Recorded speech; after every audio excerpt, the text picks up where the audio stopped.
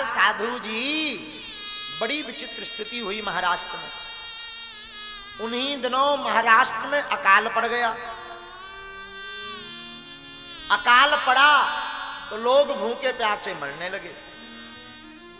सब महाराष्ट्र को छोड़ करके दूसरे दूसरे प्रदेशों में जाने लगे प्राणों को बचाने के लिए। अब इनकी पूज्य माताजी श्री नाभादास जी की पूज्य माताजी ने विचार किया, हमारा बालक तो अंधा है, बेचारा प्यास में तड़प तड़प करके मर जाएगा, क्या करें, इसको भी कहीं ले चलें। तो अपने बालक की बाहें पकड़ी और पूज्य माताजी इनकी बन के रास्ते किसी अन्य शहर में जल की तलाश में निकल पड़ी। रास्ते में बड़ी जोर से प्यास लगी तो माताजी ने नाभादास जी को एक वृक्ष के नीचे बैठा दिया। बेटा तुम यहीं रुको, मैं जल की व्यवस्था देखकर अभी आती हूं, तब तक तुम नारायण का नाम का जाप करो। नाभादास जी उसी वृक्ष के नीचे बैठ गए। ध्यान से सुनना, बड़ी अद्भुत कथा है। तो नाभादास जी को तो दिखाई पड़ता नहीं था। पूछा, मां यहां जंगल में तो हिंसक जानवर रहते, इनसे हमारी कौन रक्षा करेगा। नाभादास जी से इनकी माताजी बोली, बेटा नारायण सब जगह है, हरि व्यापक सर्वत्र समान, प्रेम होई में जान। बेटा भगवान सब जगह विराजमान है, तुम्हारी रक्षा करेंगे, मैं जल अभी लेकर आती हूं। माताजी नाभादास जी को वृक्ष के नीचे छोड़कर चली गई। रास्ते में भटकते भटकते माताजी को जल नहीं मिला और नाभादास जी की पूज्य माताजी का गला सूख गया और सूख करके एक जगह मूर्छित होकर के गिर पड़ी। आंखों में आंसू आ गए। आंखों में आंसू आए तो रोने लगी और रोते रोते मन ही मन कहने लगी, प्रभु लगता हमारे प्राण बचना तो मुश्किल है, लेकिन हमारे बालक की रक्षा जरूर करना। हे नारायण, हे ऋषिकेश, हे माधव, हमारे बालक को दिखाई नहीं पड़ता, हमारे तो प्राण जाने वाले हैं। अरे सरकार, हमने सुना है अपने अपने घरन की सब काहू को पीर, तुम्हें पीर सब घरन की सो धन्य धन्य रघुवीर। आपको सब घरों की चिंता है, अपने अपने घर की तो सब चिंता करते हैं, पर राम जी तो सब घरों की चिंता करते हैं। आपको तो सबकी चिंता है। हे राघवजू, हे जगन्नाथ प्रभु, हे द्वारकाधीश भगवान, हमारे बालक की रक्षा करना। और रोने लगे। रोते रोते इनके प्राण निकल गए। बहुत देर तक बालक नाभादास जी वृक्ष के नीचे बैठे रहे। जब प्राण निकले माताजी के, तो भैया हमने सुना है पुकार में बड़ी ताकत होती है। प्राण निकलते समय जो टेर गोविंद को सुनाई, उस टेर ने काम कर दिया और साक्षात श्री हरि जगन्नाथ भगवान ठाकुर जी नाभादास जी का रास्ता दिखाने के लिए प्रकट भये थे।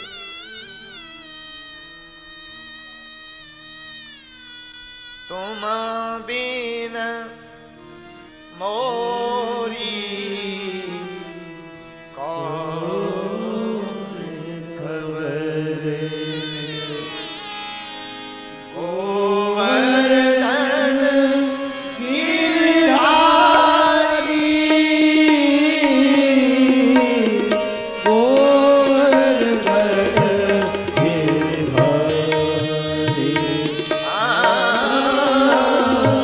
गोवर्धन गिरधारी।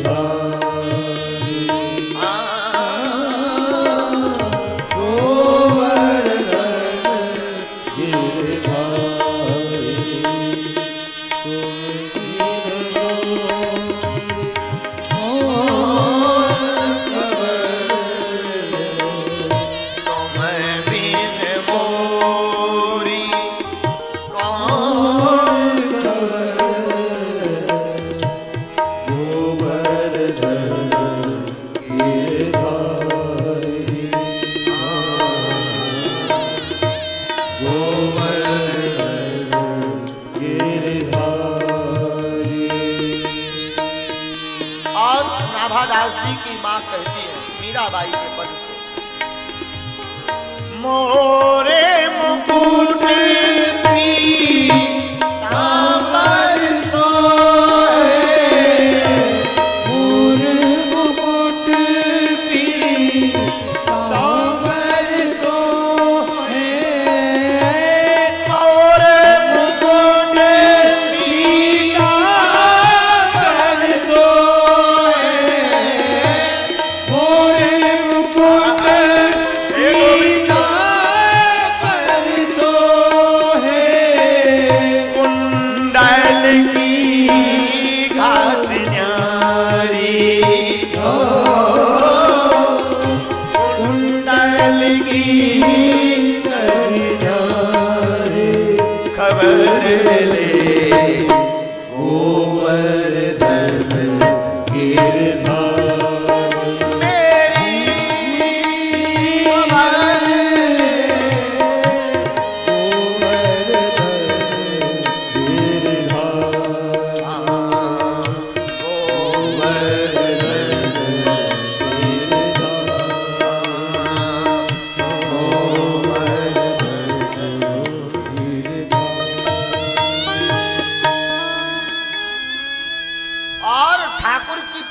करते करते प्राण निकले। हे नारायण सुनो,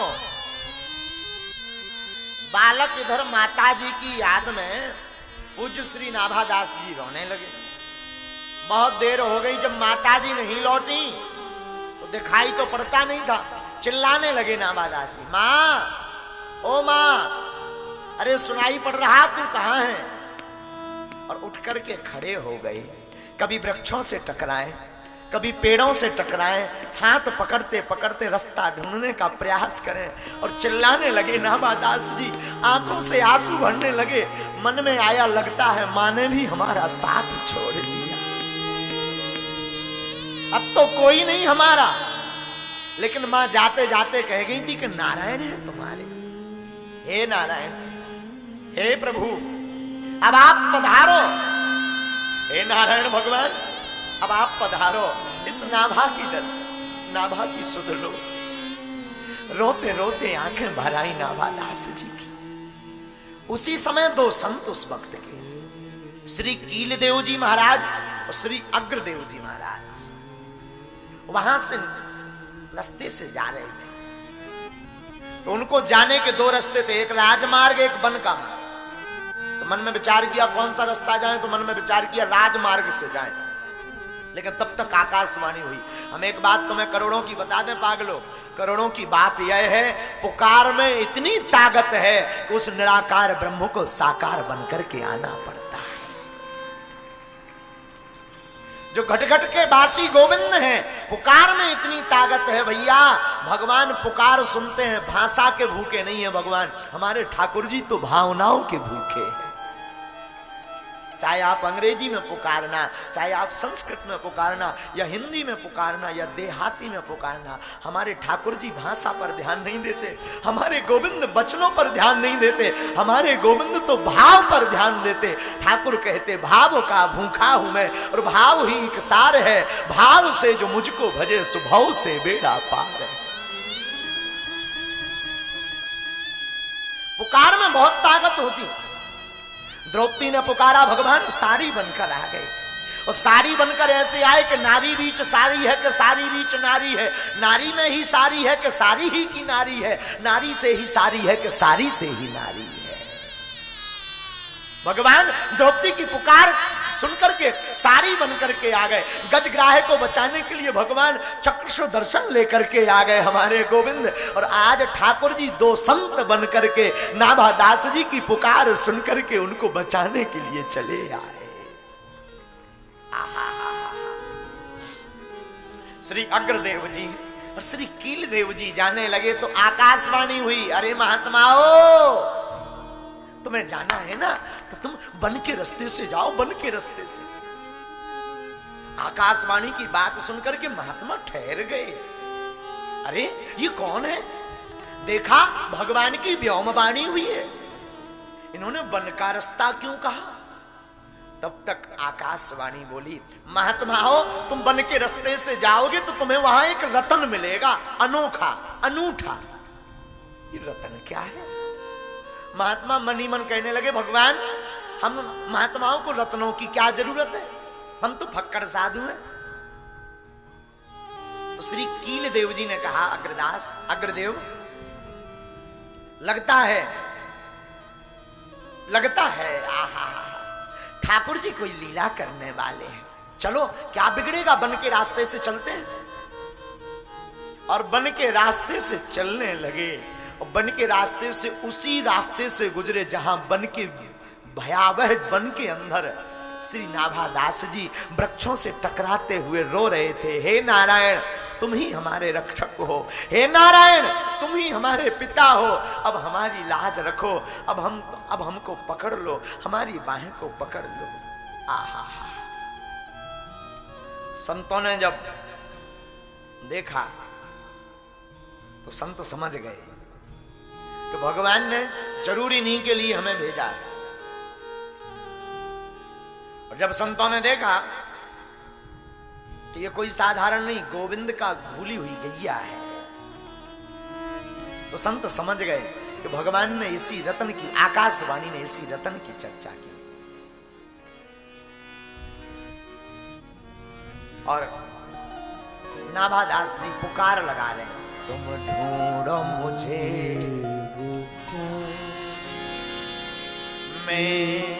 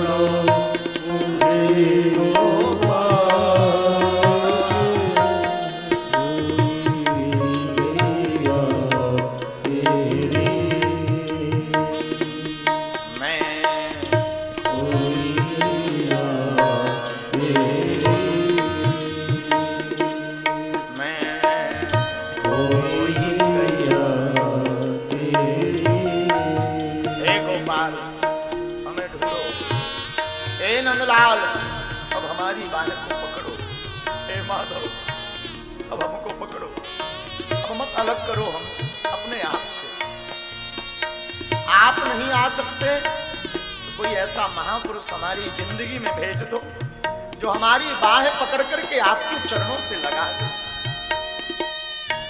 आप नहीं आ सकते तो ऐसे कोई संत को मिला दो जो आपकी मूर्ति के सन्मुख, आपके चित्र के सन्मुख हमें बैठा दे। हम तो आपके बिछड़े हुए पागल हैं गोविंद, आपके ही बिछड़े हुए पागल हैं ना।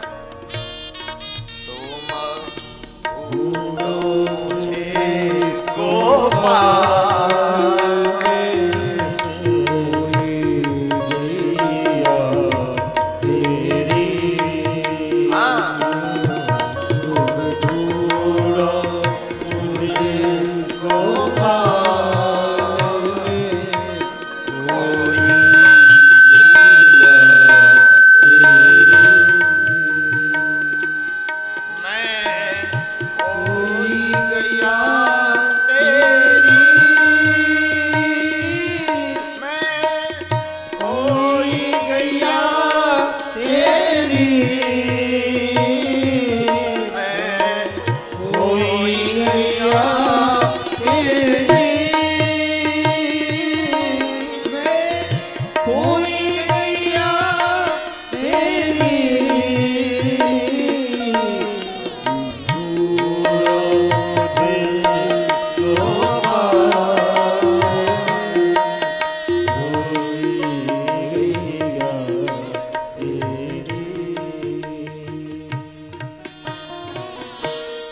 उसी समय दोनों संतों ने आवाज दी, अरे वत्स।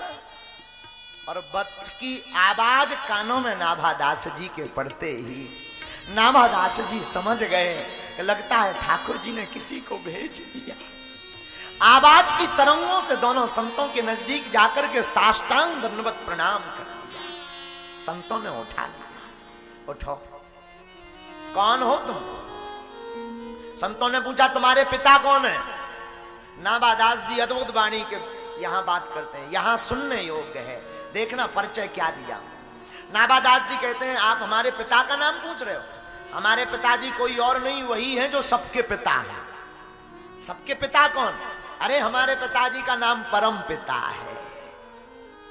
संत चौंक गए, देखने में तो बालक इतना अद्भुत, इतना विचित्र। तो संतों ने दूसरा प्रश्न किया, अच्छा क्या तुम अनाथ हो? तुम्हारा कोई नहीं है? क्योंकि तुम पिता का नाम नहीं बता पा रहे तो लगता है तुम अनाथ हो। नहीं नहीं नहीं नहीं नहीं नहीं, गलती मत करना। तुरंत नाभादास जी बोल पड़े, महाराज मैं अनाथ नहीं हूं। फिर? अरे जिसका जगन्नाथ हो, जिसका विश्वनाथ हो, भला वो कैसे अनाथ हो सकता? मेरे जगन्नाथ हैं, मेरे विश्वनाथ हैं, मैं अनाथ नहीं हूं, मैं तो सनाथ हूं, क्योंकि मेरे जीवन में जगन्नाथ है। ओहो, अब तो चौंक गए संत। अच्छा अच्छा, कोई बात नहीं, कहां से आए हो भैया? कहां से आए? जहां से सब आते हैं वहीं से आए। महात्माओं की बुद्धि खराब है गई। हे भगवान, ये इतना विचित्र बालक, इतनी विलक्षण प्रतिभा। भैया देखो, नाभादास जी ने कहा, महात्माओं अब हम आपको कहां बता दें, कहां से आए? मैं अपने स्वरूप को खो बैठा हूं, अपने आप को भूल बैठा हूं। अब तो समझ में नहीं आ रहा है कि मैं कहां से आया। आप ही बताओ कि मेरा परिचय क्या है, मैं कहां से आया हूं। मुझे तो यही पता है, जहां से परमात्मा के दर से सब आते हैं, मैं भी वहीं से आया। संतों ने कहा, भैया अपना सही सही परिचय बताओ। नाभादास जी ने अपना परिचय दिया, जाते हमारी आत्मा, प्राण हमारो नाम, अलख हमारो इष्ट है, गगन हमारो ग्राम। महाराज हमारी जाति आत्मा है, हमारा नाम है प्राण, हमारे इष्ट देवता है अलख निरंजन, और आप हमारे गांव का नाम पूछो तो हमारे गांव का नाम है गगन, आकाश। महात्मा चौंक गए, बड़ा विचित्र बालक है। महात्माओं ने पूछा, चलो परिचय तो तुमने जैसा दिया सो ठीक है, ये बताओ कहां जाना है? तो बोले, महाराज एक ही जगह जाना है। कहां? भगवान के चरण कमलों के पास, और कहीं नहीं जाना है। अब तो और महात्मा चूक गए। अरे भैया, ये निर्झर वन है, बड़ा भयावह वन है, इसमें हिंसक जानवर रहते हैं, यहां तुम्हारी रक्षा कौन करेगा? तो बड़ा गजब का जवाब दिया। नाभादास जी बोले, जिन्होंने हमारी गर्भ में रक्षा की वो वन में भी हमारी रक्षा करेंगे। गर्भ में भी तो किसी ने रक्षा की, वहां कौन सी सिक्योरिटी गार्ड लगी थी? वहां भी तो किसी ने रक्षा की। तो जिन्होंने गर्भ में हमारी रक्षा की वही गोविंद हमारी रक्षा करेंगे। संत समझ गए ये कोई साधारण बालक नहीं है।